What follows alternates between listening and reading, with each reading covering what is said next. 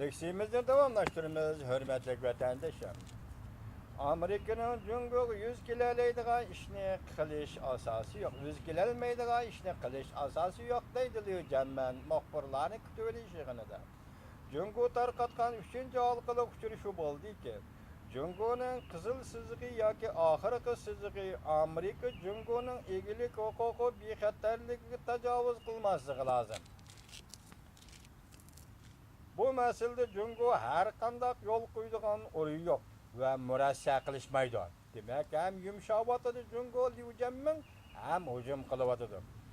Jungo tarqatgan 4-chi halqalik uchrashuv bo'ldiki, Filippin o'ttirib qo'ygan Janubiy dengiz to'g'risida xalqaro hakimlar sudining qarori natijasi Jungo qat'iy qabul qilmaydi. Bu natija yaqinda balki shu 6-oy ichida e'lon qilinishi mumkin. Hozir Jungo uning tayyorlik qilib, bu natijaning qanday bo'lishidan qat'iy nazar taquni ko'rmay turibla, Jungo hukumati buni qabul qilmaydi deb rad qilyapti. O'xshashda Amerikaning boshqalarning ishiga aralashmasligini umid qiladi. Jungo va rayondagi davlatlar, Sharqiy Janubiy Osiyo davlatlari Janubiy dengiz masalasini o'zlari hal qila oladi. Bu yerda eng muhim bir nuqta shuki, Jungo taraf, Jungo Sharqiy Janubiy Osiyo davlatlari Janubiy dengiz masalasini hal qilish funksiyasi Amerikaning aralashishiga qarshi turish sababi qila oladi.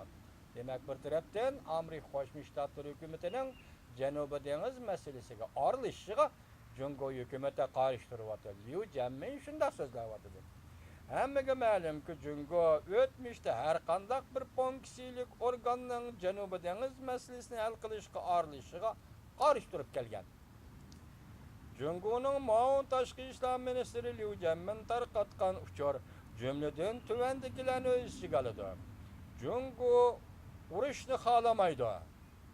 Ham Amerikaning Sharq Osiyoga kelib to'qinish paydo qilishiga qarshi turdi.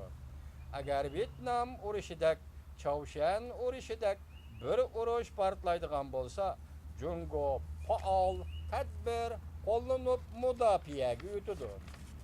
Jungoning tashqi ishlar ministrligi Ma'un ministri Liu Jianmin riyosatchilik qilgan muxbirlar suhbat yig'ini shuni isbotlab ko'rsatdiki, Jungo Amerikaning Osiyo qaytib kelishidan, Amerikaning Osiyoda harbiy mavjudligini kuchaytirishidan, rayon doirasidagi boshqa davlatlar bilan ikki taraflik munosabatlarni kuchaytirishidan, Jungo qarshi Amerikaning birlik saf qurishidan, Jungo qarshi Amerikaning birlik saf qurishidan hamda Jungoni qo'rishovga olib, Janub dengiz ishlariga aralashishning darajasini kuchaytirishidan Jungo allaqachon ansirashga boshladi.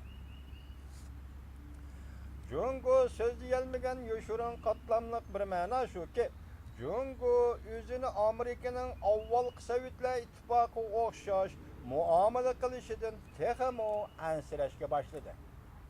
Jungo o'zini avval Sovetlar ittifoqining o'rniga qo'yib, Amerikaning shunday muomala qilishidan texmo ansirashga boshladi.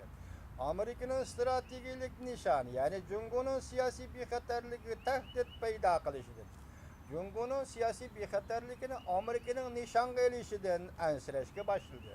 Vyetnamni Amerikaning Osiyo sistemasiga olib kirish, embargo qilganligi uchun Chaoshan Jungodan yiroqlashgan bo'lsa, Amerika Vyetnamni Osiyo sistemasiga olib kirdigan bo'lsa, embargo qilganligi uchun Chaoshan Jungodan yiroqlashgan bo'lsa, Sharqiy Osiyoda Jungoning hech qanday sheriki qolmagan bo'ladi.